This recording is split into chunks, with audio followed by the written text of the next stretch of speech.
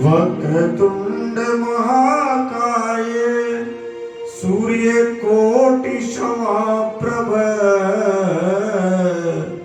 निर्विघ्नं कुरु मे देव सर्वकार्येषु सर्वदा सच्चिदानंद रूपाय विश्वोत्पत्त्यादि हेतवे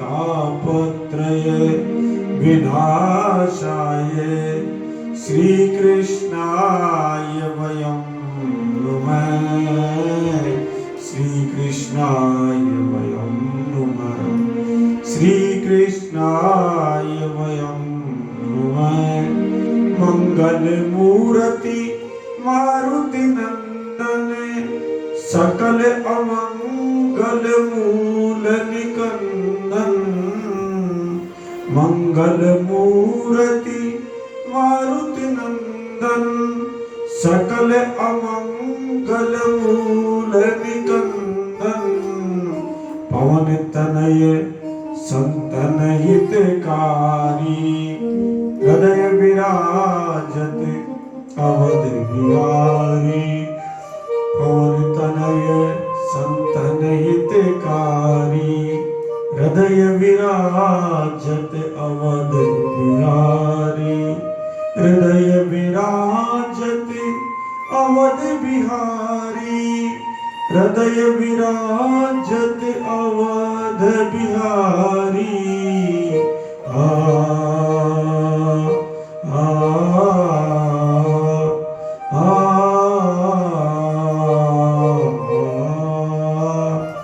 मातु पिता गुरु गणपति शारद शिवा समेत शंभु सुख नारद मातु पिता गुरु गणपति शारद शिवा समेत शंभु सुख सारद चरण बंदी बिन वो सब काहू चरण बंदी बिन वो सब काहू देहु राम पद नेह निवाहू चरण बंदी बिन वो सब काहू देहु राम पद नेह निवाहू बंदो राम लखन वैदेही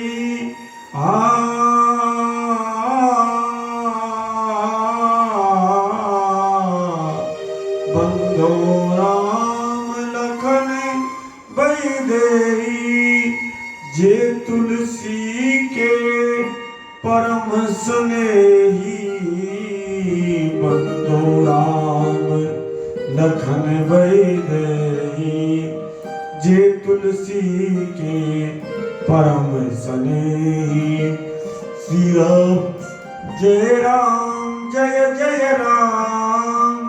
श्री राम जय राम श्री राम जय राम श्री राम जय राम श्री राम जय राम श्री राम जय राम श्री राम जय राम श्री राम जय राम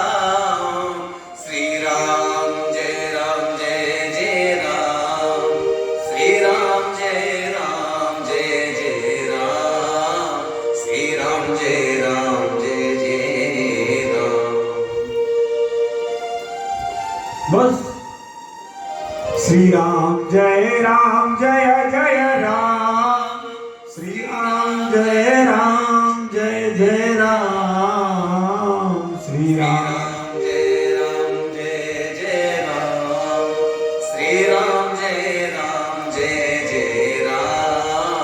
श्री राम जय राम श्री राम जय राम श्री राम जय राम श्री राम जय राम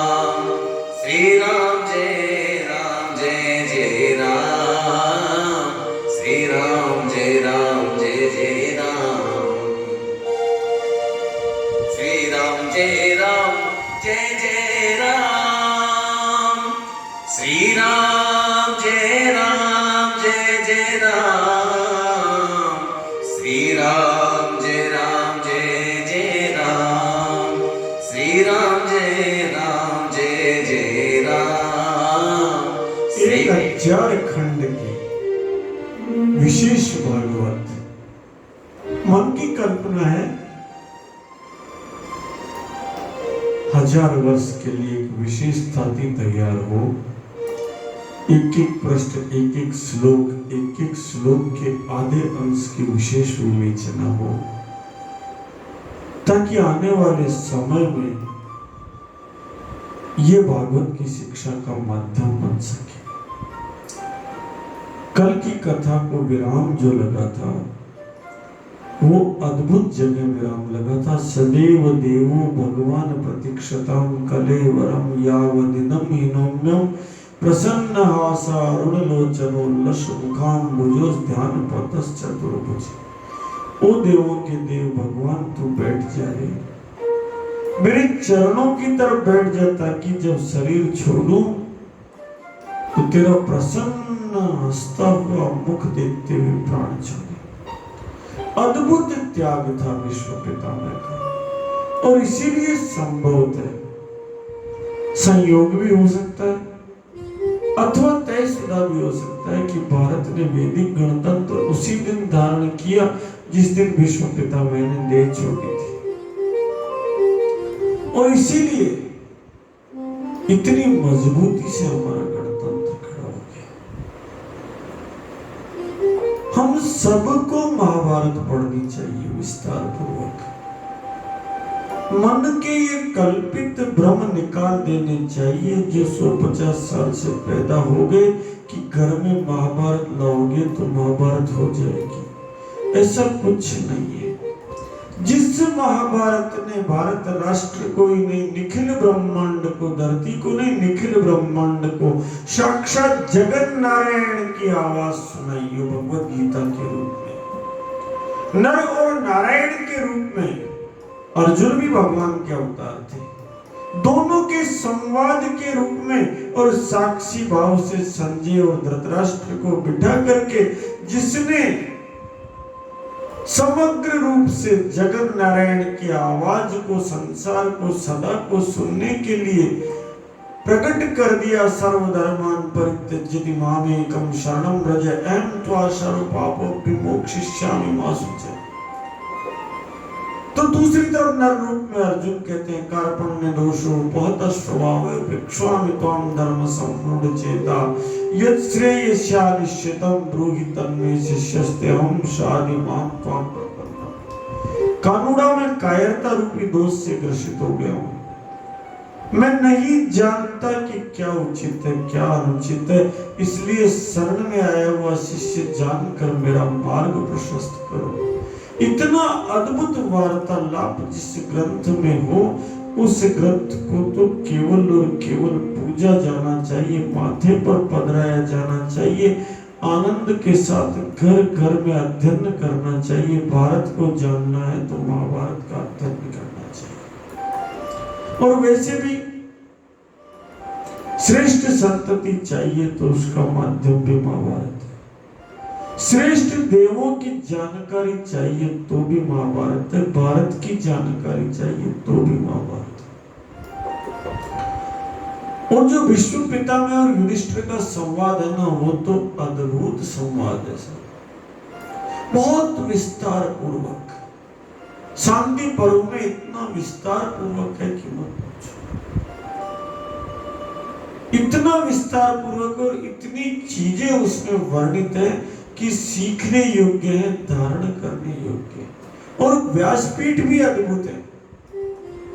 भीष्म पितामह आधुनिक कथावाचकों के लिए बहुत बड़ी प्रेरणा का साधन है। बड़े बड़े मंडप, बड़े बड़े पंडाल नहीं, व्यासपीठ कहाँ लगी हुई है, बाणों की सैया पर लेटे हुए हैं, गहरे घाव शरीर में हो रहे हैं, लेकिन धर्म की चर्चा करनी है, इसलिए दृढ़ता पूर्वक कथा सुनाई जा रही है। कितनी अद्भुत व्यासपीठ है। हजारों बाण शरीर में लगे हुए हैं, मृत्यु माथे पर नाचे, लेकिन अनुरोध करने वाले भगवान कृष्ण ने, जिन्होंने कहा कि युधिष्ठिर का मार्ग प्रदर्शित कीजिए विश्व पिता में, इन्हें राज धर्म की दीक्षा दीजिए, इन्हें बताइए कि गणतंत्र कैसे होता है, इन्हें बताइए राजा कैसे होता है, इन्हें बताइए संग्राम यज्ञ क्या होता है, इन्हें बताइए कि कौन मृत्यु से पार सूर्य मंडल को भेद कर जा पाता है, कौन आप जैसा योद्धा होता है जो वो समन्ता विमृत्यु दुरापो यद ब्रह्म संधारण याजितासु कलेवरम योग रतो विजयाद यदग्रणिर वीर शय्यानि। अद्भुत भाव से जब वो वंदना करते हैं, भगवान कृष्ण युधिष्ठिर से कहते हैं, सुनो युधिष्ठिर, मेरा मन नहीं लग रहा है, अरे मेरा मन भीष्म पितामह में रमण कर रहा है। इतने बड़े योद्धा जिनकी कल्पना नहीं की जा सकती, उनके भीतर मेरा मन रमण कर रहा है। जो सबसे बड़े योद्धा है, जो वेदों के ज्ञाता है, जो देवर्षि नारद के समान प्रतापवान है, और जिन्होंने काशीपुरी में समस्त राजाओं के समुदाय को परास्त कर दिया था। लगातार 23 दिन तक भृगुनंदन परशुराम जी महाराज जैसे महान वीर से युद्ध करते रहे, जिन्हें साक्षात भगवती गंगा देवी ने अपने गर्भ में धारण किया, जिनके पास सारे दिव्य अस्त्र और शस्त्र मौजूद है, सारे वेद जिन्होंने धारण कर रखे हैं, उन विश्व पितामह के अंदर मेरा मन रमण कर रहा है। चलो ना उस वीर के पास चलो। जमदग्नि परशुराम जी महाराज के प्रिय शिष्य विश्व पितामह के पास चलते हैं, सबको लेकर भगवान स्वयं पहुंचते हैं, और जब पहुंचते हैं तो विश्व पितामह इतनी वंदना करते हैं, उनकी इतनी वंदना करते हैं कि मत पूछो। वंदना करते हुए कहते हैं, मंगलम भगवान विष्णु मंगलम मधुसूदने। हे महाविष्णु, आपका दर्शन मंगलमय है, आपका साक्षात पधारना मंगलमय है। हे मधुसूदन, आपका दर्शन हो जाए, इससे बड़ा मंगल क्या हो सकता। मंगलम भगवान विष्णु मंगलम मधुसूदन मंगलम पुंडरीकाक्षो मंगलम गरुड़ध्वज। हे गरुड़ ध्वज आपकी जय हो, हे यदुवंश शिरोमणि आपकी जय हो, हे बलशालियों में बल के धाम भगवान बलराम संकर्षण आपकी जय हो, हे नरसिंह भगवान आपकी जय हो, हे वराह भगवान आपकी जय हो, हे साक्षात मर्यादा पुरुषोत्तम श्री राम आपकी जय हो, हे महादेव आपकी जय हो। नमोस्तुते महादेव नमस्ते भक्तवत्सल। विभिन्न प्रकार से इतनी वंदना करते हैं नारायण की कि मत पूछो। वंदना करते हुए कहते हैं कि सुनो, जगत में उत्तम कार्य नारायण की वंदना करना है। एक संस्कार की पाठशाला देते हैं पहली कथा में, पहले प्रसंग में। कुछ मत करो, बच्चों को आदत डाल दो। इसीलिए भागवत आधुनिक युग का ग्रंथ है कि वो नित्य जाकर भगवान को प्रणाम करें, क्योंकि नित्य नारायण को यदि प्रणाम भी कर लिया जाता है, पूजा अर्चना मंत्र तंत्र यंत्र सब चीजें छोड़कर उपासना जप तप यज्ञ, क्योंकि इन सब की सीमा से तो वो नारायण पर है। वासुदेव परा योगो वासुदेव परा क्रिया वासुदेव परम ज्ञानम वासुदेव परम तपम। सब तप की सीमाओं से परे है। इसलिए केवल उसे प्रणाम यदि कर लिया तो अश्वमेध यज्ञ से बड़ा फल मिल जाता है, केवल जगन नारायण को प्रणाम कर लिया जाए। इसलिए हम इतना सा संस्कार यदि बच्चों में डाल दें, स्वयं भी धारण कर लें कि नित्य मंदिर जाएं और देव दर्शन करें, नित्य जाकर बालाजी महाराज को प्रणाम करें, नित्य जाकर राजा रामचंद्र को प्रणाम करें, नित्य जाकर कृष्णचंद्र को प्रणाम करें, श्रावण आया हुआ हो तो महादेव नाथ को प्रणाम करें, नित्य सब देवों में से किसी एक देव को, क्योंकि नाम भेद के कारण अलग अलग है, बाकी तो सारे एक ब्रह्मा विष्णु सदा शिव जानत अविवेका। वो अविवेकी लोग हैं जो अलग अलग जानते हैं। प्रणवाक्षर के मध्य ये तीनों एका। पूर्णतया जो ब्रह्मा है वही विष्णु है, जो विष्णु है वही शिव है, वही कृष्ण है, वही दुर्गा है, वही लक्ष्मी है, वही हनुमान जी महाराज है। तभी तो पता है ना आपको, बाबा तुलसीदास जी ने जब हनुमान चालीसे की रचना की तो सबसे पहले उनकी राम रूप में वंदना की, क्योंकि जो हनुमान जी है वही राजा रामचंद्र है। और वही वंदना उन्होंने पुनः करते हुए कहा, कपिनाथ भोलानाथ भूतनाथ रघुनाथ। हनुमान बाबू में आप कपिनाथ है, आप रघुनाथ है, आप भूतनाथ है, आप भोलानाथ है। और हनुमान चालीसा तो प्रारंभ भी वहीं से किया। श्री गुरु चरण सरोज रजे, निज मन मुकुर सुधारी, बरनहु रघुवर विमल जसु, जोदायक फल चारी। सिद्ध कर दिया पहली पंक्ति में कि जो हनुमान जी है वही राम है, बरनहु रघुवर विमल जसु। उसके बाद तो रघुनाथ जी से क्या मांगा, बलम देहि पवनसुत, बुद्धिम देहि पवनसुत, विद्याम देहि पवनसुत। अद्भुत है ये हनुमान चालीसा। बल बुद्धि विद्या देहु मोहि हरहु परेश विकार। इसलिए केवल और केवल हम कृष्ण प्रणामी बन जाएं। एकोपि कृष्ण से कृत प्रणामो, दशाश्वमेधावस न तुल्ये। दशाश्वमेधी पुनरेति जन्म, कृष्ण प्रणामी न पुनर्भवाय। कृष्ण प्रणामी न पुनर्भवाय। भगवान कृष्ण को प्रणाम करना 10 अश्वमेध यज्ञ के बराबर पुण्य फल देता है। 10 अश्वमेध किया हुआ आदमी फिर भी संसार चक्र में पड़ सकता है, वापस जन्म ले सकता है, लेकिन जो जगन नारायण कृष्ण भगवान को एक बार प्रणाम कर लेता है जीवन में, कितना सहज रास्ता विष्णु पिता में बताते हैं। एक बार जो कृष्ण को प्रणाम कर ले उसके बाद उसको जीवन में कुछ करने की आवश्यकता नहीं है। आवागमन के बंधन कट जाते हैं। इसलिए हम तय करें हमारे पूर्वज क्यों मंदिर में जाते थे, जाने इस बात को, और हमने क्यों जाना छोड़ दिया इसको भी विचार करें और वापस आदत बनाएं। सबके सब घूमने जाते हैं, किसी मंदिर के दर्शन करने जाएं। मंदिर में झाड़ू लगाने से बृहस्पति ठीक होते हैं, ग्रहों के उपचार हो जाते हैं यदि मंदिर के दर्शन हो तो। यदि गैया मैया के दर्शन हो तो सारे उपचार हो जाते हैं। 33 कोटि देवी देवताओं का चलता फिरता मंदिर है। जिस भी मंदिर में जाना हो, जहां आस्था हो वहां अवश्य जाना प्रारंभ करें। हमारे सनातन की ये परंपरा रही है। इन परंपराओं को हमने 10 साल 20 साल 25 साल में भूल गए। सारे काम करें लेकिन काम किए जा, नाम लिए जा। काम करते हुए नारायण का नाम ले, काम करते हुए मंदिर जाने की आदत बनाए, काम करते हुए गौ सेवा करें।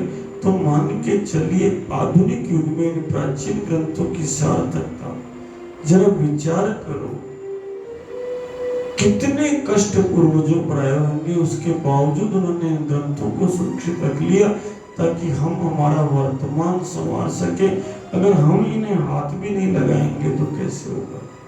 इसलिए सोते जागते सर्वत्र उठते बैठते, सवेरे उठते से लेकर रात्रि को सोते समय केवल कृष्ण स्वरूप का ध्यान करें, निरंतर स्मरण करें तो सायुज्य मुक्ति मिल जाती है।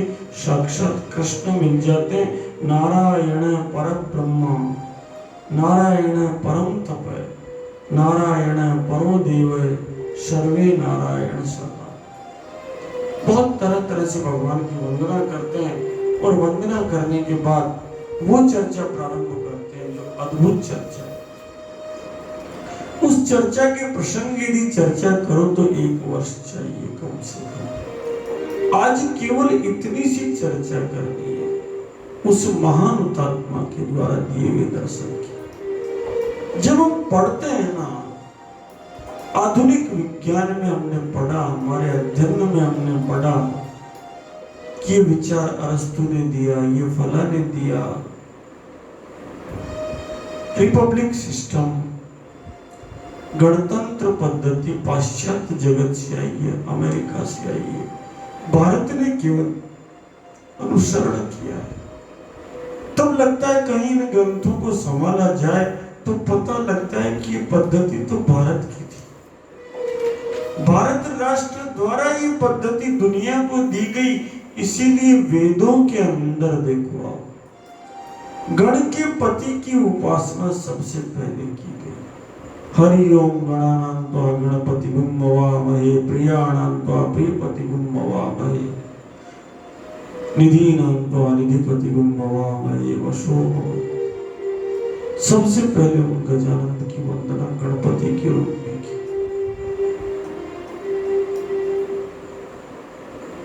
सबसे पहले वंदना की और उसी गणपति तत्व को, उसी गजानन तत्व को, उसी गण के अधिष्ठाता तत्व को प्रमाणित करते हुए गणराज्य कैसे होते हैं इसको प्रमाण स्वरूप युधिष्ठिर को विश्व पिता मैंने महाभारत में बताया। ये महाभारत के शांति पर्व के अंतर्गत राज्य धर्म अनुशासन पर्व में गणराज्य वार्ता विषयक अध्याय 107वां, इसमें विस्तार पूर्वक बताया कि संधि कैसे होनी चाहिए, विग्रह कैसे होना चाहिए, मंत्रियों के गुण क्या होने चाहिए, सेना के साथ क्या बर्ताव होना चाहिए गणराज्य में, सत्पुरुषों के लक्षण क्या होने चाहिए, कैसे विभिन्न वर्गों को संतुष्ट रखना चाहिए और कैसे संघबद्ध रहना चाहिए। क्योंकि गणराज्यों में जब प्रकट हो जाते हैं मंत्र और जिस समय पर उनमें संघ बिखर जाता है तो उसके बाद नुकसान हो जाता है।